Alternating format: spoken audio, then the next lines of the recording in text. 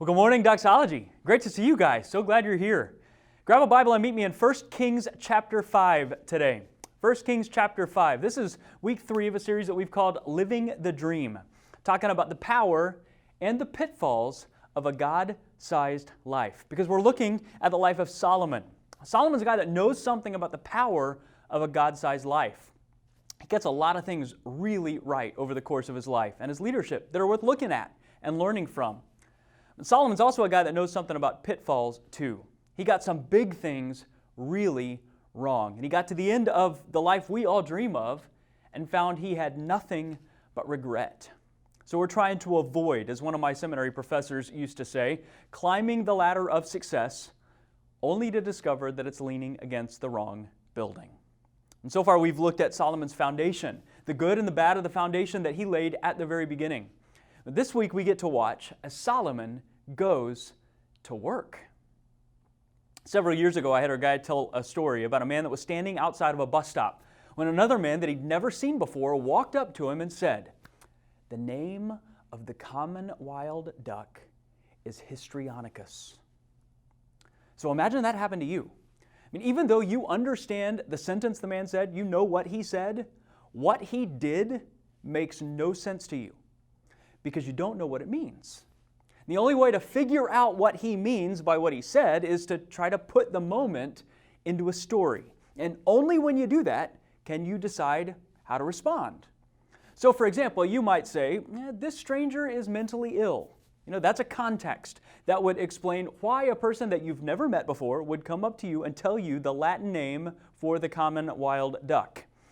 And if you decide that's the story that makes the most sense, you might respond by ignoring him or avoiding him or trying to help him somehow. But maybe he doesn't really seem mentally ill. Maybe you tell yourself, this guy probably had an encounter with somebody yesterday near this bus stop who looks like you, and they were having a conversation about ducks while they waited for the bus, and they couldn't remember the Latin name for the common wild duck. And now this stranger thinks you're that person, and he's given you the answer that he thinks you're looking for. And if that's the case, you respond differently to the previous story. You don't ignore him or try to help him. You just explain something to him. "Oh, I'm sorry. I think you have me confused with somebody else." Maybe, a third option, he looks a little sketchy and he says it with an accent. So you decide, this guy is a foreign spy. And he's waiting at a prearranged rendezvous spot and he's saying the code sentence that was supposed to identify him to his contact. So you don't ignore him. You don't explain anything to him. You call the police, or maybe even just decide to kill him before he can kill you or kill somebody else important, right? The meaning you give the moment and the way you respond in the moment to the moment has everything to do with the story you believe the moment is a part of. We together? Okay, tomorrow morning, the vast majority of us are going to wake up in the morning and go somewhere to do something. Here's my question for you this morning. Why? Similar to a strange man talking about a duck, here's what I'd say to you this morning. Your work tomorrow morning makes absolutely no sense whatsoever outside of a story. Now for some of you, the story is going to work provides something or for something that you need today or something that you want in the future. You're going to endure something tomorrow so that you can get something or get to something that you'll enjoy in the future. It's sort of a necessary evil to get me to retirement or put food on the table or send my kids to that school or be able to live in that neighborhood or enjoy these hobbies, right? That's the story we tell. Some of us, maybe the story that we tell is, well, that's because that's what people in my family do. That's why I'm going to where I'm going tomorrow. Grandpa started a business, ran a business, Dad ran the business, now it's my turn to do the business. Maybe it's a story about influence or power or respect or identity in a community. Why do you go to work? Have you ever thought that maybe your work, even in, quote, a secular job, is an essential part of God's dream for you and the people around you for a reason bigger than just the money it earns you? That perhaps God has a dream for your job, even if your job doesn't feel like a God job or even a dream job. And I should also say whether or not you get a paycheck for your job or see a long-term future at your job. God may still have a dream for your work while you're there.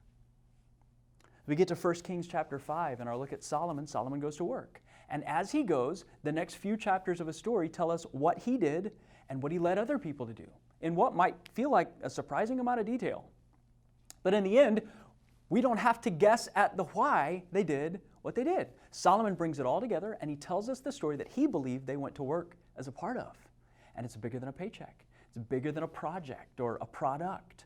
He believes that his work and their work and ultimately our work is core to the mission and the purpose and the dream of God for you and for the world where you live.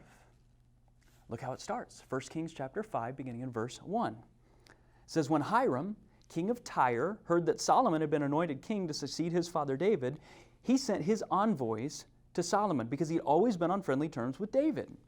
And Solomon sent back this message to Hiram. You know that because of the wars waged against my father David from all sides, he could not build a temple for, now this is important, the name of the Lord his God, until the Lord put his enemies under his feet. But now the Lord my God has given me rest on every side, and there is no adversary or disaster. I intend, therefore, to build a temple for the name of the Lord my God, as the Lord told my father David, when he said, your son, whom I will put on the throne in your place, will build the temple for my name. Okay, so two things real quick. First, you see here a pagan king who doesn't follow Solomon's God, doesn't believe in Solomon's God, but knew Solomon's dad. And he comes to Solomon and he says, here's what I've come to realize. When things go well for the people of God, things go well for me. When you people experience the blessing of your God, you people tend to always extend the blessing of your God to us people. You see that? I don't have the time to get into all of it today, but let me do a little theology with you, okay? We've said this before, even recently. Remember, that is core to the mission and the purpose of God from the very beginning of time. Adam and Eve in the garden, what's their mission? Cultivate and extend paradise beyond the garden, right? Abraham, Genesis 12, informing a people. I'm going to bless you, God says, and through you, all the nations of the earth will be blessed. Through Moses, I'm going to make you into a nation and give you a law that sets you apart so that when I bless the world through you, nobody's ever confused about who's doing the blessing. That's who God is and what He's about. Okay, in the Old Testament, He declares who He is and what He's like primarily to and through a nation called Israel. Today, He's showing and telling who He is and what He's like primarily through people of every tribe and tongue and nation. And yet all through the Bible, God's desire is to proclaim His name, who He is and what He's like, to the ends of the earth. God's method for that looks different at various points throughout history, but His message and His mission is the same even from the very beginning of the story. Okay, are we together? So Solomon goes to work. And his end goal is something that will symbolize the person and the presence, the name of God in the middle of the city where he lives, that he hopes will extend from that city to bless all the nations of the earth. Okay, you and I are not called to that same method. In fact, in Acts chapter 7, a guy named Stephen makes this move for us. He specifically brings up Solomon and he says, hey, God doesn't live in temples made by human hands. But his whole point is, you and I, after the resurrection of Jesus, are still called to the same mission of proclaiming God's name and His fame to the ends of the earth. So starting in 1 Kings 5, and all the way through 1 Kings chapter 6, Solomon invites the people in his city to connect the dots between what they do when they wake up on Monday to the mission of God for the world where they live.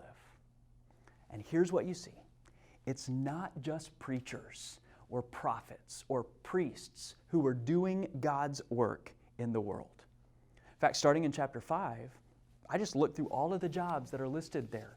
as essential to the work that God is doing in the world right there in their city. And you see in the next couple of chapters, boat captains, and hourly workers, boulder cutters, jewelers, people that work in transportation and logistics, and brick masons and wood cutters and farmers and communication specialists and architects and roofers and interior decorators and engineers and artists and sculptors and metal workers and framers and manufacturers and people who laid flooring, people in the military, project managers, engravers, plumbers, bakers, candle makers, chefs, venture capitalists, and investors, just in those next couple of chapters. And do you know what Solomon invites them to do? Their job. In fact, let me say it even more clearly.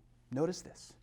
Their secular jobs were an essential part of God's sacred work. And look, yours is too. And not just so you can earn money to give to the church. Okay, generosity is important, but this is way bigger than that. Let me draw it all together. Flip over to the last part of chapter 8. Okay, look what happens. They all go to work. They go to work for 7 years. The whole city gathers together at this symbol of God's name to reflect God's name to the rest of the world. And they gather there not just as observers. They gather as people who have all gone to work every day at their secular jobs to make sure God's name was a presence in their city. And Solomon's the one who gives it all context. Look at 1 Kings chapter 8, verse 27. He asks this question, "But will God really dwell on the earth?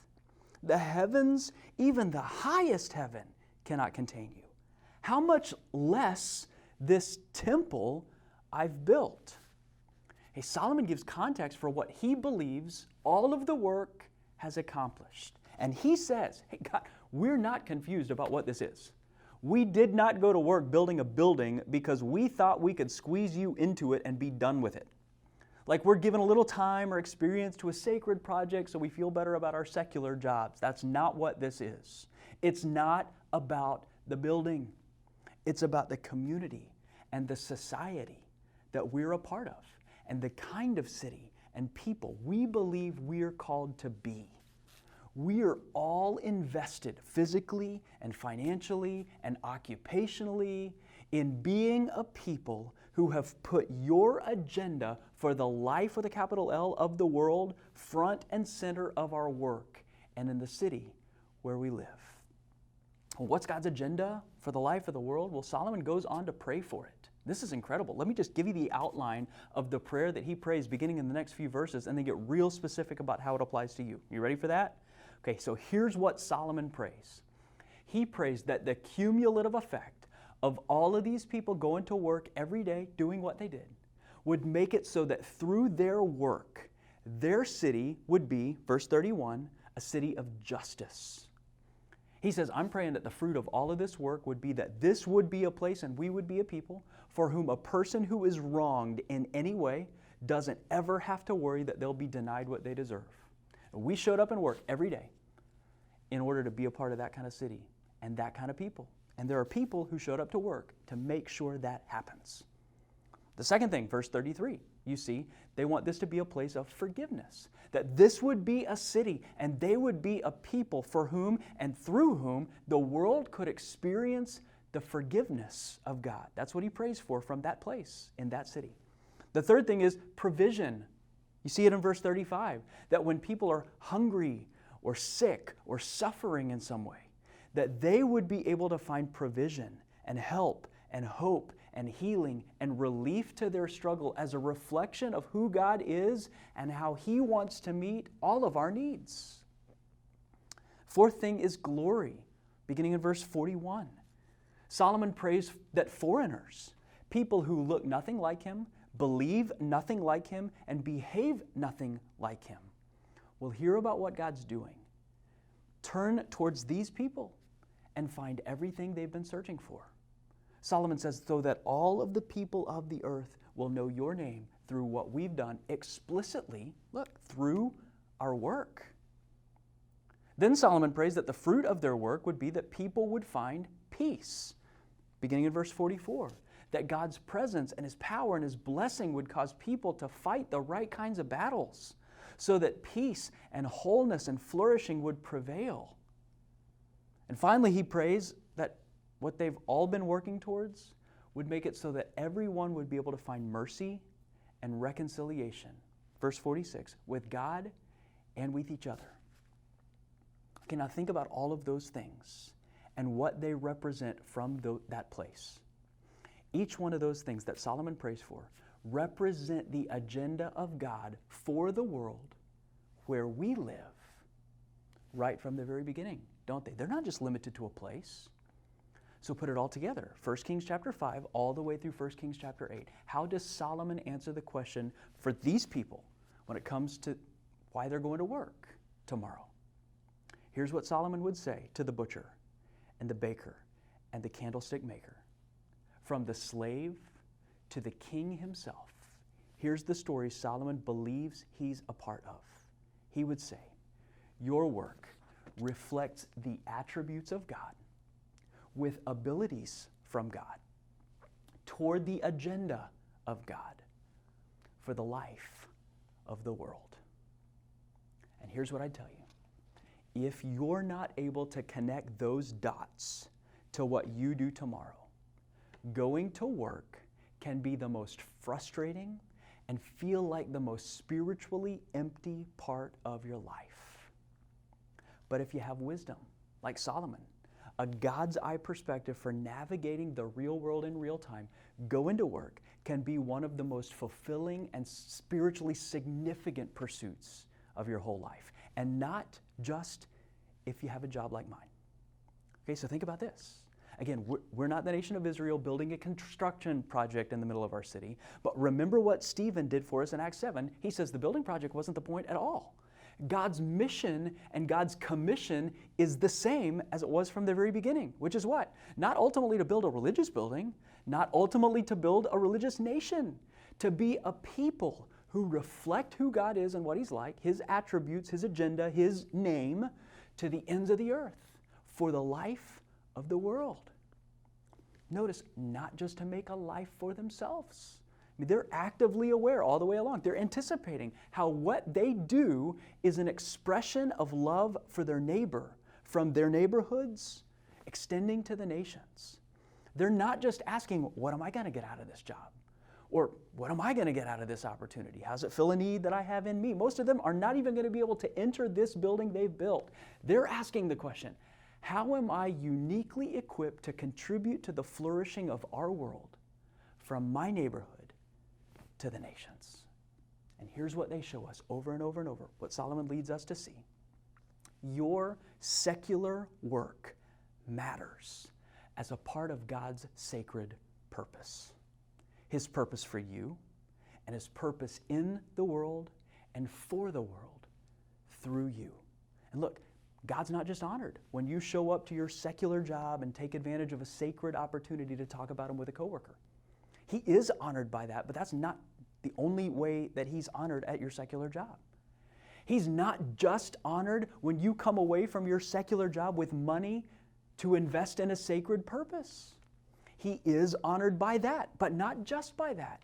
Look, your job is a part of His plan for a world of justice and mercy and forgiveness and provision that reflects who He is and what He's like from its center because of the people He sent to reflect Him from there, where they are and in the things that they do. The meaning that you give to those 20 or 30 or 40 or 50 or 60 hours worth of moments this week is directly related to the story you believe you're a part of. So what are you doing when you wake up in the morning?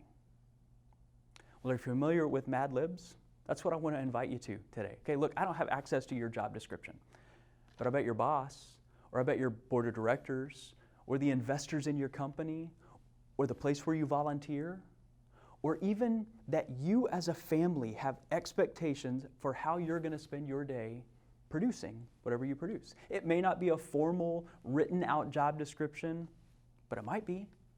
The point is, I don't know what it is. But whatever it is, you have one. You have a job description for your job.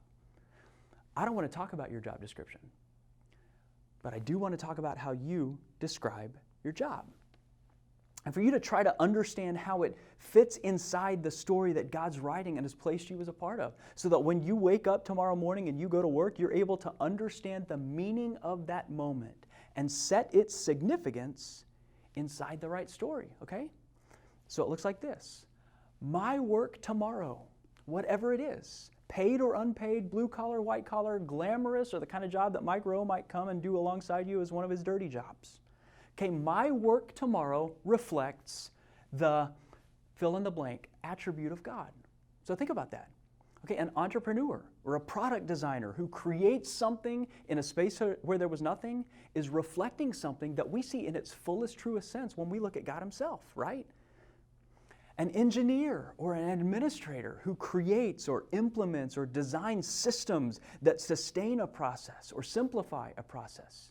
You're reflecting, in part, an attribute we see in God. Teachers, coaches, stay-at-home parents, caring, loving, nurturing, and also cultivating and drawing out the innate potential of a person when they can't even see it or don't even want it. Okay, the Bible word for that is sanctification. It's something that God does. Medical professionals, restoring, healing, caring, protecting, sacrificing. We could go on and on and on, couldn't we? Big jobs and little jobs. And it's true for those of you that are retired. You don't have an office or a title or a paycheck, but the chances are you're cultivating somewhere, something, somehow. Don't forget, when we meet God in the very beginning of the story, He's working, even though it doesn't say anything about an office or a title or a paycheck. Okay, if you'll do a little work on it, the work that you do reflects an attribute of a God who works. And if you can't figure out what it is, ask your community group this week when you're talking with them about this. They may bring some outside perspective, and I bet it's clear to them really quick, even if it's not clear to you. What attribute of God are you reflecting in your work? Okay? My work tomorrow reflects the attribute of God, whatever that is, with abilities from God. What are those abilities? How specifically do you reflect His attributes? Okay, when I was in high school, I was a cook at a pizza restaurant. I reflected the hospitality of God by giving close attention to recipes and making ridiculously good pizza. All right, is that really an ability that's a gift from God? Like, can't everybody do that? No, everybody can't do that. I worked with some people who couldn't do that. Okay, other people couldn't do it for other reasons, but the point isn't that nobody else has the ability that you have. This is a gratitude point to say, I do have that ability. It's a gift, and I know where it comes from. The abilities I deploy in demonstrating an attribute of God. What are those in your life? And then the last part. My work tomorrow reflects an attribute of God with abilities from God. What are they? Toward the agenda of God for the life of the world. So here's the question. How does my job fit in God's plan for the life of the world? To extend flourishing and hope and peace and justice and forgiveness and mercy and provision to the place that He's placed us. Maybe think of it this way. Martin Luther talks about this. He says, think about it this way. Would you pray the Lord's Prayer? Give us this day our daily bread. Are you not praying to God that the farmer, the baker, the retailer who sold the seeds to begin with, sells the bread on the other side, the driver, the mechanic, one who works on the delivery truck, the one who manufactured the irrigation equipment and the pipelines for the water, the designer and the builder and the maintainer of the roads that the bread's going to travel on its way to the store, the electricians, the website designers, the bankers, the grocers that all show up to do their jobs? Like, God could have done it any other way. He could have just made bread magically appear on your table. He chose not to do it that way. To think of it a different way, what if nobody who does what you do showed up to do it tomorrow or for the rest of the year? Who would suffer as a result? How would flourishing suffer as a result of that? If everyone who thought their job was pointless quit, what would happen to civilization?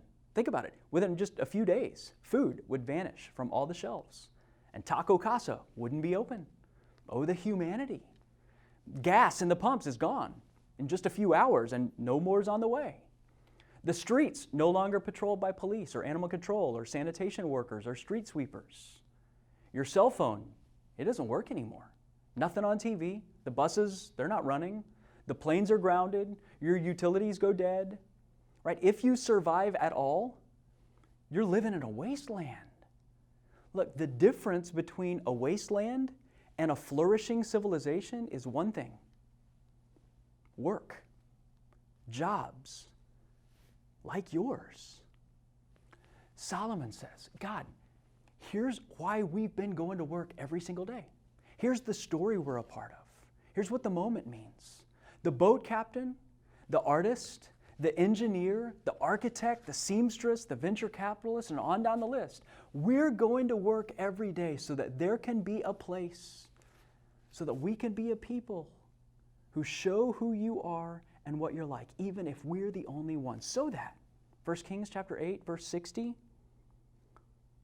so that all the peoples of the earth may know that the Lord is God and that there is no other.